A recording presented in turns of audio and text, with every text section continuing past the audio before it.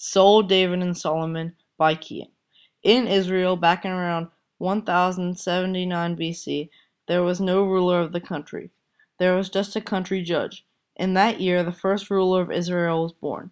Samuel was a prophet for God and also was the current judge of Israel at the time. He went to go and try and find a person who could rule the country of Israel because the people of Israel wanted to have a ruler. And that's when Saul comes in.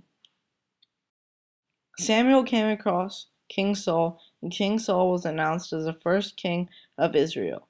David, who was Saul's son-in-law and lived in Bethlehem as a shepherd, was told by Samuel to be one of Saul's servants.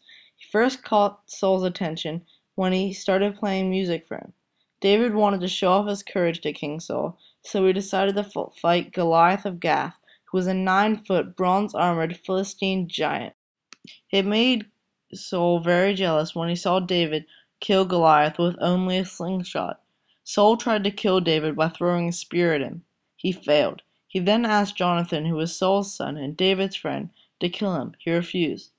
David eventually escaped because he felt it was unsafe there. David gathered a group of 600 men and they traveled from city to city around Israel. At one point in David's traveling, he was at En Gedi.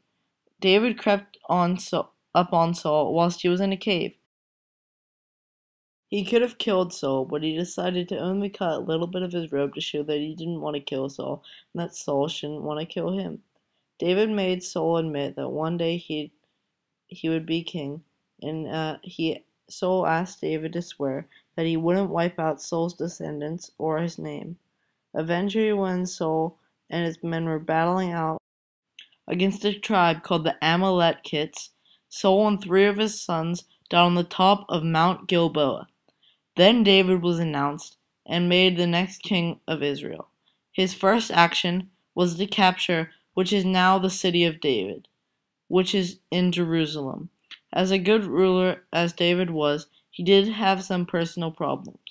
One day, when his people were at war, he spied a beautiful woman from his balcony.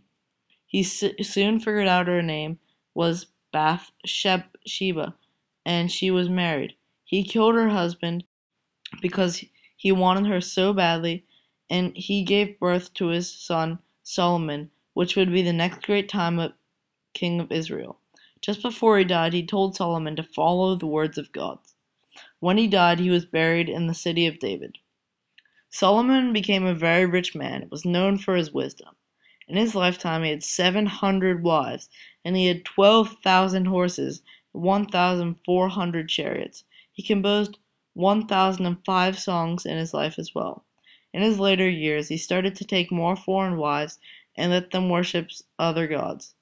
The people of Israel didn't like Solomon because he taxed so high, and every year he made 30,000 Jewish people do manual labor. Since people didn't like Solomon, after Solomon died, 10 northern tribes revolted.